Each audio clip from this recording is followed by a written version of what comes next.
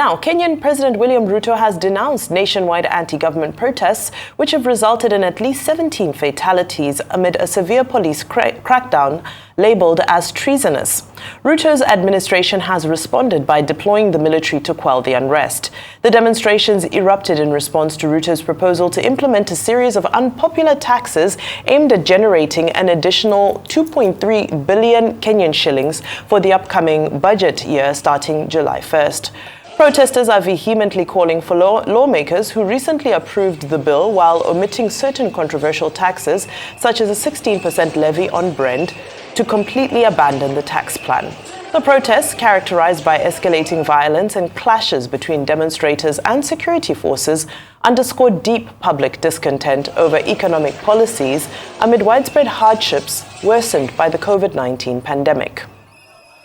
Well, from Nairobi, the Kenyan capital, we're now being joined by Millicent Wambui, a former councillor for Ziwani Karioko ward in the Nairobi County Assembly, and we'll be discussing the escalating protests in the country over the fiscal tax bill, the violence that holds Kenya in its grips, and why both the government and protesters are doubling down on their positions. Good afternoon, my sister. How are you doing today? Good afternoon. Good afternoon. Thank you very much. All right, let's get straight into it. I believe the latest update is that President William Ruto has refused to sign the finance bill and he has sent it back to Parliament. Do you have any updates on this? Well, not really. What has just happened today is the Parliament has given an approval for Kenya to be run by the military forces for the next 14 days. So basically, we've been declared a military state. It's a state of emergency that the Parliament has just approved today in the morning after what happened yesterday. All right. What specific aspects of the bill would you like to touch on to give more reason as regards the kind of reaction that we've seen? Can you, since you're on the ground, can you help us understand a lot better why there's so much pushback? The pushback is that life is very expensive and we are being overtaxed on so many things that Kenyans are like, you know what? The previous bill we've not actually done. We've not seen any development, and there's a lot of corruption. There's a lot of abuse of power, abuse of office. And when you look at the movement that is opposing this 2024 finance bill, is this younger generation that is calling themselves the Gen Z. They are calling out for accountability. When you look at some budgets that have been made, you realize that the office of the First Lady has been given a lot of money. The office of the Deputy First Lady, there's a lot of money. And basic needs like education, health, money has been reduced So we are like the basic sectors that need to be funded properly are being denied money. Well, sectors that we feel that are not necessarily important are the ones that are being overfunded, double funded. You found that in the first place, before the Gen Z went to the streets, they were overtaxing bread. That is a very common staple food for the common man. They're overtaxing sanitary towels. They're overtaxing, they want to tax you having a car. And Kenyans are like, these are just basic utilities. And what has really generated to the anger of Kenyans is the arrogance of the current government. They don't listen to anybody. They don't want any conversation. And we as Kenyans believe that this is not a Kenyan budget. It is an IMF written budget. It's not that Kenyans have sat down and said, this is what we want.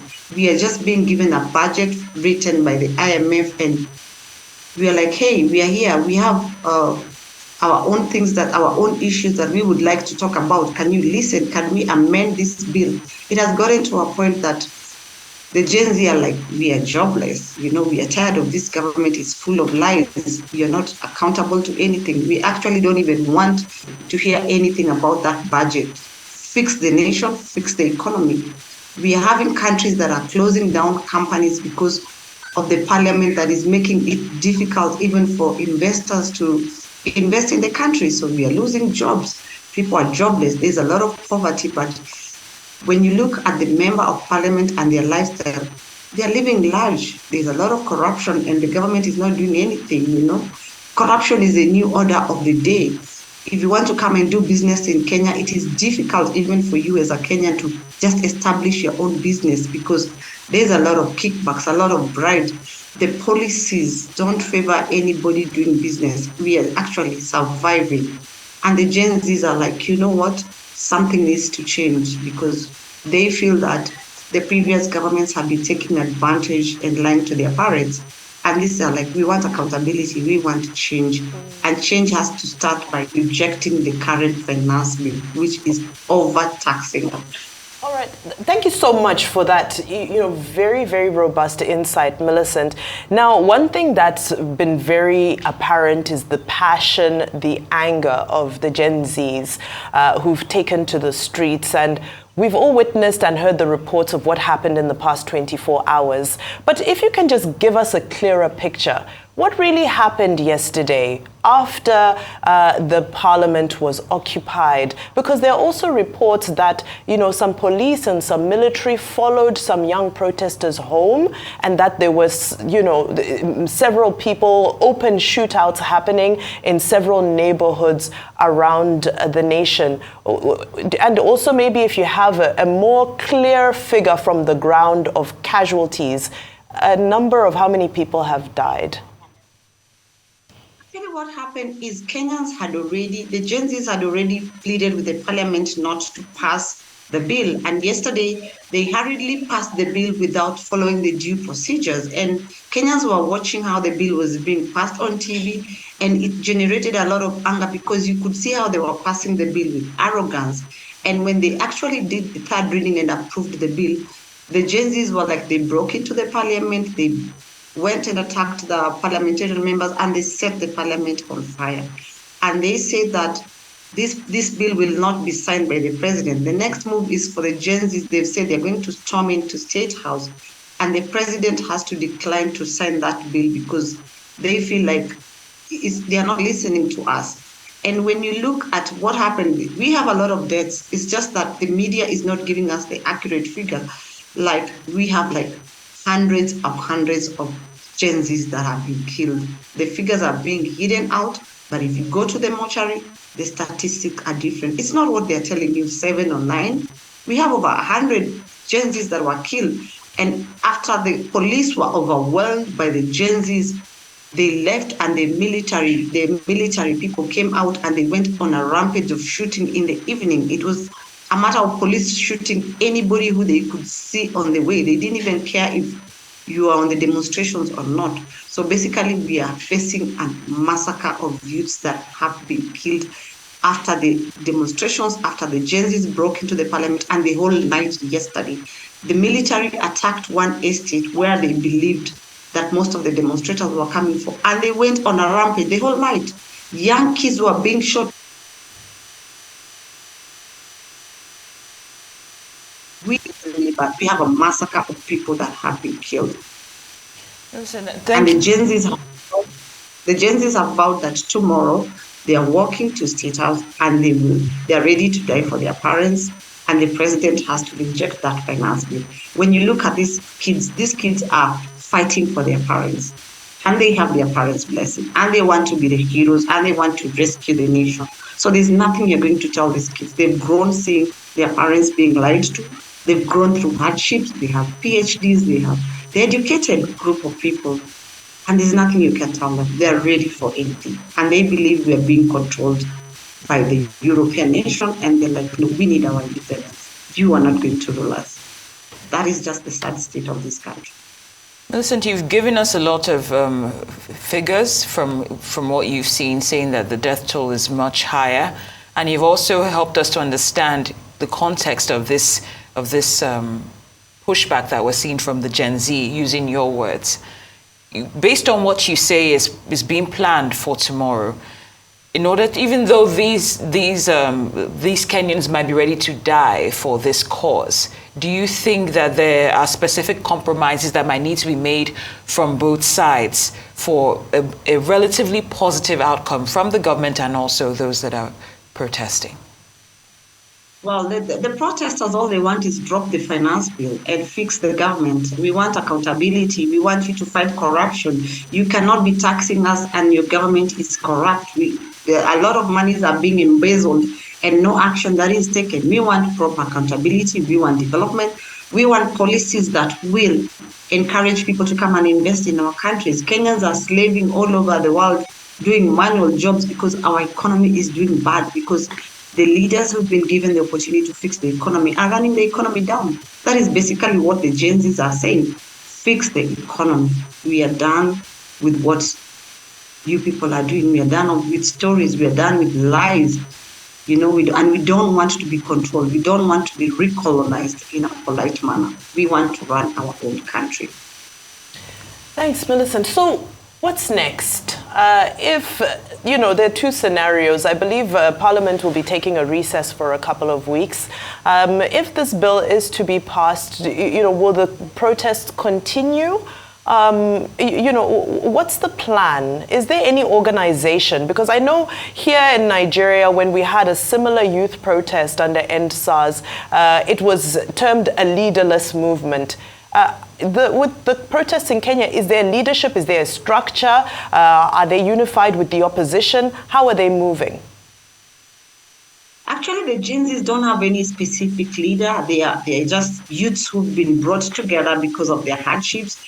And their their platform, they meet on social media. You get them on TikTok, X, and Facebook and Instagram. That is where all these Gen Zs assemble. That is where they voice their issues. That is where they meet and they talk. So there's no specific political leader. They are saying hardships is what has brought them together. And they are very strategic and organized.